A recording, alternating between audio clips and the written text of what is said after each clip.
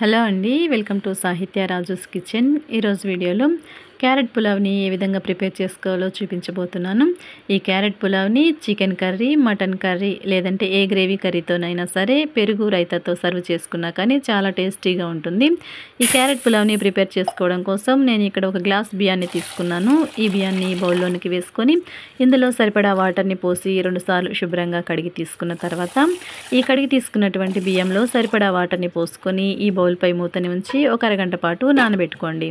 ఇప్పుడు పులావ్ని ప్రిపేర్ చేసుకోవడం కోసం గ్యాస్ ఆన్ చేసి స్టవ్ పై ప్యాన్ పెట్టుకొని 2 స్పూన్ల వరకు ఆయిల్ వేసుకొని వేడయ్యాక ఇందులో ఇలాగ హోల్ గరం మసాలా దినుసుల్ని, బిర్యానీ ఆకుని వేసుకొని దోరగా వేయించుకోండి. ఇప్పుడు ఇందులో ఒక ఉల్లిపాయని సన్నటి పొడవాటి ముక్కలుగా కట్ చేసి 1 నిమిషం పాటు వేయించుకున్న తర్వాత 3 పచ్చిమిర్చి చిలికల్ని కూడా వేసి వేయించుకోండి. ఇప్పుడు ఇందులో అప్పుడే ఫ్రెష్గా దంచుకున్నటువంటి అల్లం వెల్లుల్లి పేస్ట్ని 1 స్పూన్ వరకు వేసుకొని పచ్చివాసన పోయేంత వరకు ఫ్రై చేసుకోండి. ఇలా అల్లం వెల్లుల్లి పేస్ట్ పచ్చివాసన పోయేంత వరకు ఫ్రై చేసుకున్న తర్వాత ఒక టమాటాని కూడా ఇలా సన్నటి పొడవాటి ముక్కలుగా కట్ చేసి వేసుకొని వేయించుకోండి. టమాటా అలా సాఫ్ట్గా వేయించుకున్న తర్వాత కొంచెం కొత్తిమీరని, కొంచెం పుదీనాని కూడా వేసి వేయించుకోండి. ఇప్పుడు ఇందులో ఒక బౌల్ వరకు తురుముకున్నటువంటి క్యారెట్ని వేసుకొని ఇలా కలుపుతూ క్యారెట్ అనేది పచ్చివాసన పోయేంత వరకు ఫ్రై చేసుకోండి.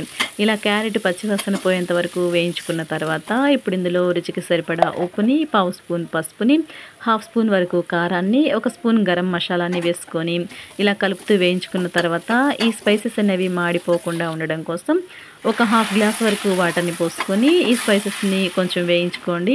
ఇవి వేగేలోగా మనం నానబెట్టుకున్నటువంటి బియ్యంలోని వాటర్ని వంపేసి తీసుకొచ్చుకుందాము. ఇలాగా బియ్యాన్ని వాటర్ని వంపి తీసుకొచ్చిన తర్వాత ఈ బియ్యాన్ని కూడా మనము క్యారెట్ మిశ్రమంలోనికి వేసుకొని 1 నిమిషం పాటు క్యారెట్ మిశ్రమంలో ఈ బియ్యం అంతా కూడా కలిసిపోయే విధంగా ఇలా కలుపుతూ మిక్స్ చేసుకుందాం.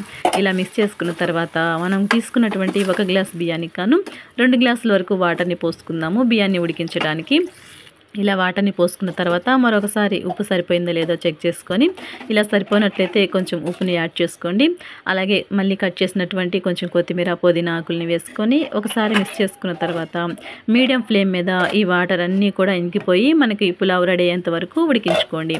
ఇప్పుడు ఇలా ఉడికించుకున్న తర్వాత చూడండి మనకి చక్కగా 15 to 20 మినిట్స్ ఉడికిన తర్వాత పులావ్ అయితే రెడీ అయిపోయింది. ఇప్పుడు ఈ పులావ్ని వేడివేడిగా మనము సర్వ్ చేసుకుందాం. ఓకే అండి, చూసారు కదా క్యారెట్ పులావ్ని ఏ విధంగా ప్రిపేర్ చేసుకున్నాము. ఈ క్యారెట్ పులావ్ అయితే చాలా టేస్టీగా ఉందండి. తప్పకుండా మీరు కూడా ట్రై చేయండి. అలాగే ఈ వీడియో నచ్చినట్లయితే వీడియోకి ఒక లైక్ చేసి ఈ రెసిపీ మీకు ఎలా అనిపించిందో కామెంట్ని అయితే పెట్టండి. అలాగే మన ఛానల్ని సబ్స్క్రైబ్ చేసుకుని పక్కన బెల్ సింబల్ని క్లిక్ చేయండి. Thanks for watching.